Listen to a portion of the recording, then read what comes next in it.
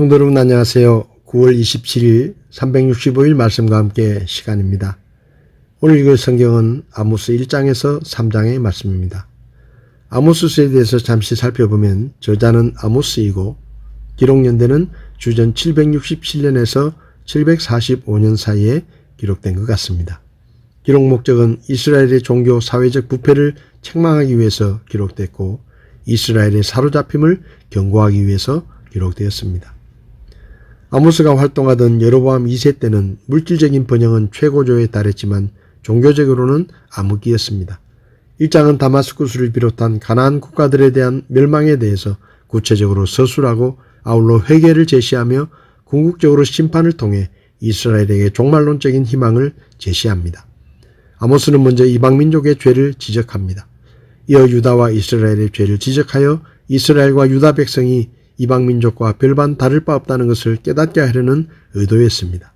심판선언의 역사적 배경과 심판의 주체가 누구인지를 밝히고 다마스쿠스에 대한 심판, 가사에 대한 심판, 두로와 에돔에 대한 심판, 암몬 족속에 대한 심판을 기록합니다.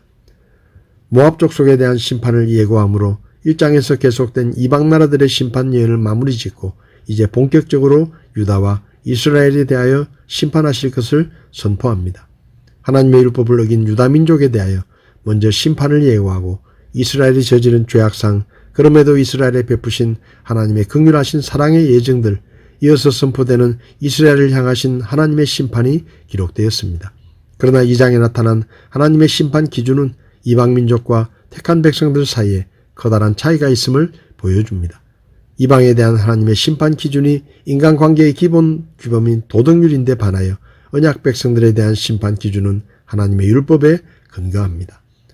3장부터 아모스서의 새로운 단락이 시작됩니다. 3장부터 6장 14절까지는 이스라엘에 대한 설교 3편이 기록되어 있습니다. 3장은 아모스가 이스라엘 백성들에게 한 첫 번째 설교로 그 내용은 이스라엘에 대한 심판 예언을 좀 더 구체적으로 서술해 놓은 것입니다. 2장이 이스라엘에 행할 하나님의 심판을 총괄적으로 설명해 놓은 것이라면 3장은 당시 이스라엘의 정황에 대한 구체적인 미래 예언입니다. 현재 부패된 이스라엘의 모습을 묘사하며 하나님께서 이스라엘을 징계하시는 까닭에 대하여 그리고 아모스가 이스라엘 백성들에게 심판을 예언하지 않을 수 없는 상황을 이야기합니다. 그리고 그들의 현재 부패된 삶이 하나님의 말씀을 떠난 결과이고 하나님께서는 이 점을 심판하고 있다는 것을 서술합니다. 오늘 제 마음에 와닿은 말씀은 아모스 2장 4절의 말씀입니다. 주가 이같이 말하노라. 유다의 3가지 범법 곧 4가지 범법으로 인하여 내가 그것의 형벌을 돌이키지 아니하리니 이는 그들이 주의 율법을 멸시하며 그의 명령들을 지키지 아니하고 자기들의 거짓말 곧 자기 조상들이 따라하던 그 거짓말로 말미암아 잘못하였기 때문이라. 북이스라엘은 여로보암 2세가 통치할 때 최고의 번영을 누렸습니다. 당시 주변 강대국의 약세를 이용하여 여로보암 2세는 경제적인 발전을 도모했지만 경제적인 번영은 종교적인 타락을 야기시켰습니다. 이에 아모스를 통하여 하나님은 이스라엘과 유다뿐 아니라 주변 나라들의 죄를 지적하시며 심판을 선포하셨습니다. 하나님께서는 유다의 3가지 죄악을 지적하셨는데 첫째는 자신들의 주인이시고 구원자가 되시는 하나님의 율법을 멸시한 것이고 둘째는 하나님의 명령들을 지키지 않고 자기들의 뜻을 우선시했다는 것이고 셋째는 그들의 조상들이 한 것처럼 하나님을 버리고 우상을 숭배한 것입니다.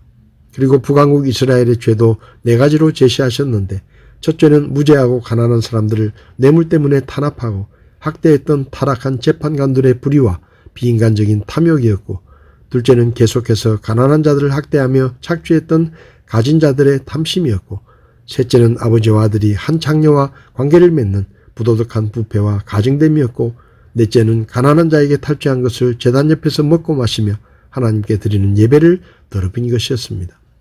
하나님께서는 이런 유다와 이스라엘의 죄에 대해 심판하시겠다고 말씀하셨고 실제로 북왕국 이스라엘은 주전 722년 아시리아에 멸망했고 남왕국 유다는 주전 586년에 바빌론의 느부갓네살 왕에 의해 멸망했고 예루살렘 성전은 파괴되고 많은 백성이 포로로 잡혀가는 무서운 심판을 겪어야 했습니다.